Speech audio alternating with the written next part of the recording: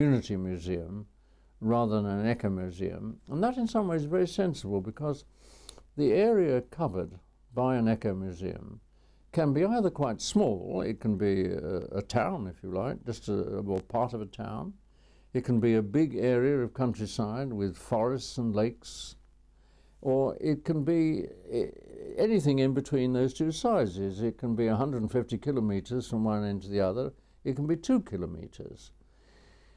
And I'm very sympathetic to Hugues de Varines' philosophy on this, for a reason that I'll just talk about for 2 minutes before I end this little talk to you. Every museum, I'm quite convinced, of whatever kind, is really a museum of social history. It can't escape it. An art museum is a museum of social history, about the kind of people who painted, about the kind of people who bought the paintings, about the social pressures on the artists. It is a museum of social history. And the Eco Museum is essentially that. It's a museum about the past, present and future of the area where it's put. But you can go further than that. You can say that every street in every town, every farm, every area of countryside, every field is in itself a museum, because what it does is to illustrate the changing relationship between the area and the people who have worked in it, made a living from it, and in many cases exploited it and changed it. So that the Eco Museum as an idea is something which is rooted in a very sound philosophy of museums. And I think so long as one continues to emphasize that and says as a museum is not just a building to which you bring things and display them, but it is essentially a sort of powerhouse in which people understand the district around them, then you're going to have eco-museums on very, very solid ground. The moment you forget that, they become weak, they will not prosper. And it's because I'm very anxious to see them prospering that I want to stress as strongly as I possibly can the central importance of an eco-museum is that it illustrates the life, the community life, around where its headquarters are. I do hope you'll have a very, very successful conference.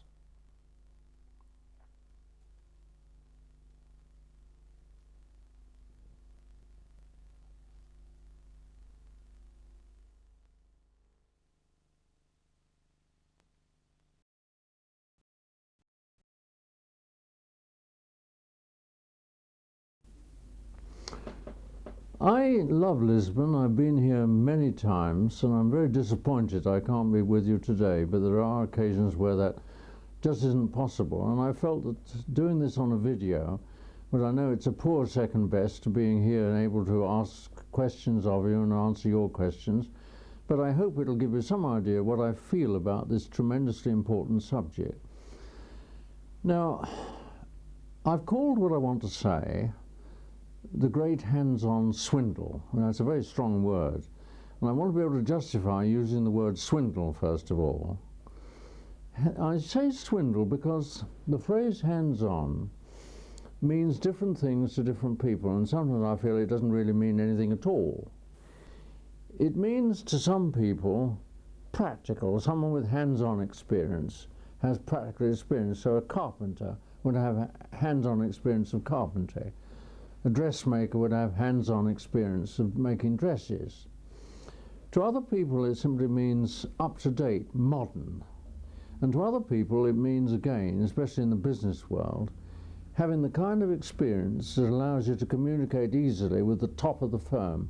You've got a responsible job, you're in contact with the most up-to-date ideas, and you're a valuable member of the firm. Now, if you use hands-on in the connection with children's museums, you mean, of course, something slightly different. And this, I still think it could be something of a swindle.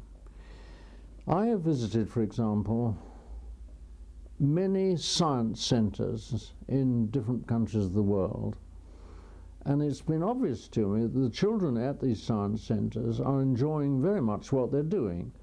They're playing all kinds of games, they're pressing buttons, they're making things work, and they're obviously getting a great deal of pleasure out of it. They're making a lot of noise, they're glad to be there, they're glad not to be at school, They're thoroughly enjoying themselves. That is obvious.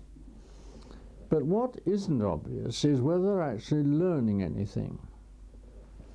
And I wanted to make a comparison with something that struck me very much years ago when I was in Africa. And I was watching a specially trained monkey that was sent up to the top of trees to shake down coconuts to the ground. He was on a long lead, so he couldn't escape. And his keeper and trainer would send him up the tree, and he'd climb up the tree, and he'd shake the tree and get these coconuts down, and then the keeper would whistle and he'd come down again to the ground. Now, he was a clever monkey, there's no doubt about that. He was a very, very clever monkey, well trained, and he was always rewarded. His trainer, his owner of this monkey, would give him something nice to eat when he came down. He'd shaken all these coconuts down. But he'd learnt nothing about palm trees. He'd learnt nothing about coconuts. He'd learned nothing about human diet. He'd learnt nothing about commerce and industry at all. He could do one thing and probably liked it. I'm sure he loved going up this tree and shaking down the coconuts. But he had done nothing more than that. Now, I don't want to feel that children are in the position just of clever monkeys shaking down coconuts from trees. I want to feel that if they are going to a children's museum, they're going to be able to take the thing forward from there, to do something more than that eventually, and I'll explain that in a minute. But I want to be a little more autobiographical for the moment. I happened as a boy to be very interested in gardening. I've always been interested in gardening. I'm still very interested. I think I'm good at it. I know how to grow plants. I know how to make them succeed, whether they're flowers or whether they're vegetables. I love doing that. But I know absolutely no botany at all. I've also, in my teens, I began when I was about 12, to learn, with the help of an uncle who was very kind to me in this, learned how to build radio equipment. And I eventually had a transmitting license as an amateur for radio. And I knew a great deal about that, how to do it. But I know no physics at all to support my practical knowledge. So hands-on, I was very good, but theoretically, I knew nothing at all. Now, I'm not sure how far it is possible, how often it's possible, to persuade a child to go beyond the hands-on stage. I mean, you know more about that than I do, and I'm sure some children will, but a great many I don't think will. And I wanted to talk about that for just a moment or two. If we can agree that the children love being in a children's museum, most of them like it very, very much. It's mostly the children I've noticed like being in a children's museum are rather young children. The adolescents begin to get bored, they begin to want something different, something more adult. But young children undoubtedly enjoy it. But are they going to be enjoying it for the correct reasons? When I was in Holland very recently at the museum, the new, wonderful new State Museum of Natural History, which just opened, they have many sections which are aimed at children. There's one which I loved. It gave me a great deal of pleasure, where they've got 6 big heads, not real animals, but artificial heads of animals, comic heads of animals. And they've got a number of objects in a box, and you can take one out. One, for example, would be a big nut. And you hold this nut in front of each animal's face, his nose, somewhere around about here. And if the animal likes to eat that nut, it will do that. If the animal doesn't like to eat it, it will do that. So you learn that a lion doesn't like eating nuts, and that a lion does like eating meat. You learn that. And the children are obviously getting a great deal of pleasure from it.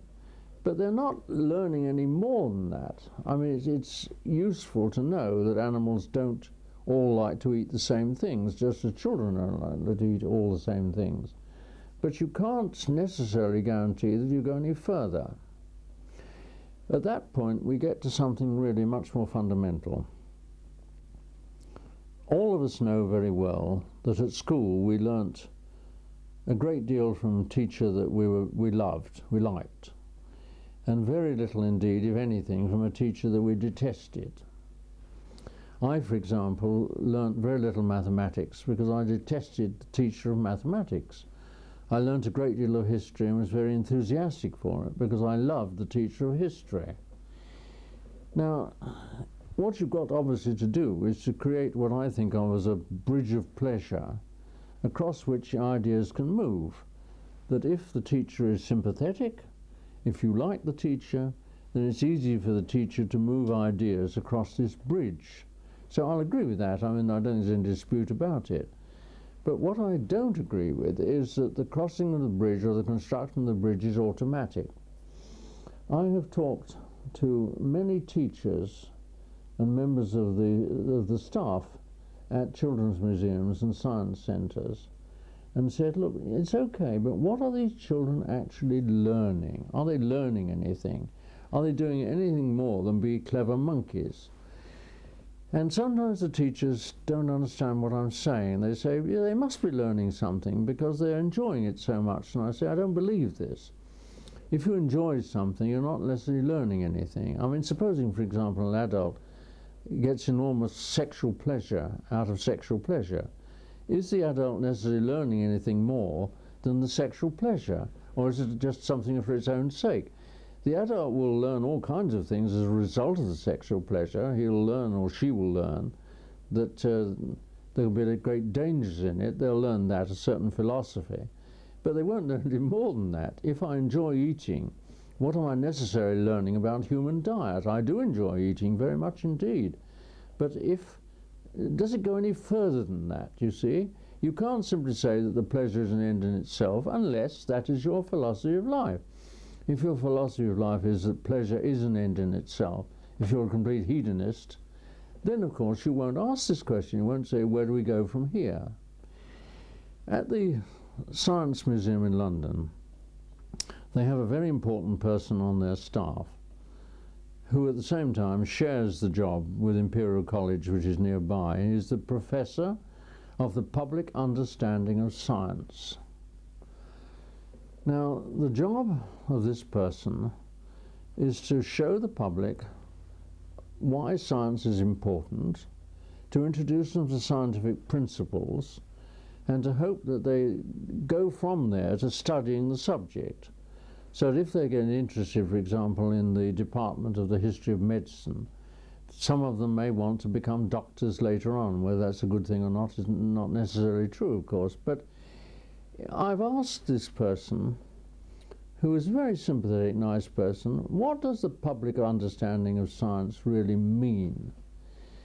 And he said, well, the public understanding of science means the public understanding of science. But I said, look, that doesn't mean anything to me at all, because in order to understand something, I've got to spend my life in it. I've got to work hard at it, and it implies hard work. It doesn't imply merely enjoying myself, although I hope that happens. But I've really got to work hard in order to understand something. These people are not necessarily working hard at all. They've come to a museum primarily in order to enjoy themselves, and also to add a little bit to their education, if possible. And I've been very impressed, if I can sort of end on this note, both impressed and depressed by what I've seen at the Children's Museum, at the Tropenmuseum in Amsterdam. Now, the Tropenmuseum was established some years ago. It's a very successful museum in order to introduce people to the lives, traditions, culture of native peoples throughout the world, black people, brown people, yellow people, and so on, and to show them how necessary it is to be tolerant towards cultures which are not one's own culture. I understand that perfectly well, and the Children's Museum does the same thing. It will only take children. Their parents have to come and deliver them and collect them again eventually, but it's not a museum for adults at all. And why I think this is dangerous is that, of course, it's attractive for the children to see native dances, to see native singing, to see them doing all kinds of theatrical performances. Of course, it's very interesting. But that isn't necessarily what the native peoples themselves want to do in today's world. The big wish of all peoples all over the world is to be themselves and to earn a decent, reasonable living in today's world, to be respected as citizens. And we have seen in the case of Australia at the moment that here is a country which took away the land from the original population, the Aborigines, allowed the white people to take over the land and to farm it. At the same time, it has museums which tell people all about the traditional Aborigine culture. And the Aborigines are now revolting. They're saying, look, we are modern people wearing modern clothes. We want a modern education that allowed us to earn a living in a modern world. We're not disinterested in our past, but that isn't a substitute for a satisfactory present.